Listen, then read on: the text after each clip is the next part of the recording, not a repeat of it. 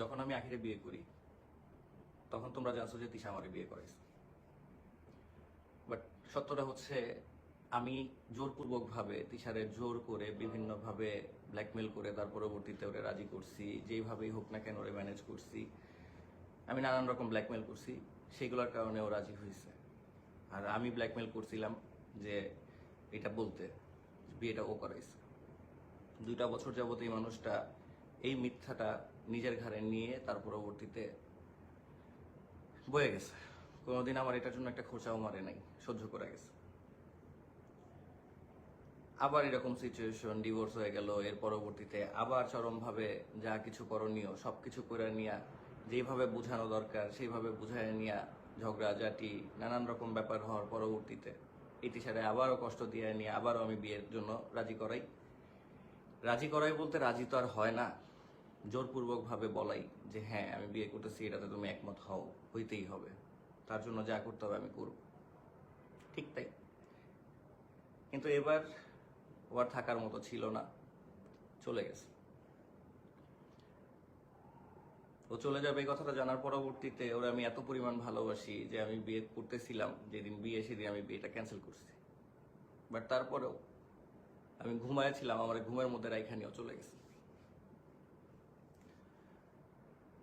আমি ওরে কি পরিমাণ ভালোবাসি এটা কোনোদিন আমি বইলা বুঝাইতে পারবো না। তিশার জন্য আমার ভালোবাসার সীমারেখা নেই। কিন্তু আমি কেন করি, আমি কেন এগুলা করি, কেন বারবার বিয়ে করতে চাই, কেন এরকম পাগলামি করি, কেন 2 দিন পর পর ঝগড়াঝাটি সিনক্রেট করি, আমি কিচ্ছু জানি না। আমার টোটাল কোনো নলেজ নাই, আমি জানি না। ধরতে পারো আমি দেখলাম লাইভ আসছে, লাইভের মধ্যে বলছে যে অনেকে কমেন্ট করছো যে আমি নাটক করি, হয়তো বা আমি নাটকবাজ। অনেকে বলছে আমি পাগল, হয়তো বা আমি পাগল। কিন্তু এই পাগল পাগলামি এই সব কিছুর মধ্যে না কোনোদিন তিশা আমারে না কোনোদিনই খোঁচা মেরে আমারে কথা বলে নাই। ওরে আমি এত কষ্ট দিছি, এত কষ্ট দিছি, এত কষ্ট দিছি জীবনে, তারপরে কোনোদিনও আমারে খোঁচা মেরা কথা বলে নাই।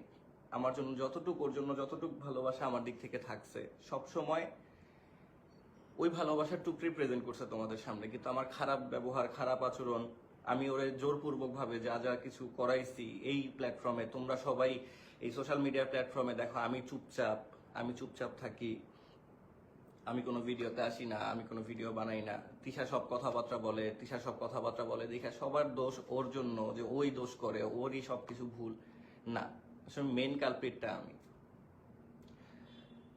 ওর এই প্ল্যাটফর্মে থাকা শিখাইছি আমি, প্ল্যাটফর্মে আইসা নিয়ে কাজ করতে হয় কিভাবে, কিভাবে করলে কি হবে না হবে সবকিছু যাচাই বাছাই আমি করছি, ওরে শিখাইছি আমি, সেইগুলাই ছিল, সেইগুলাই ও করছে।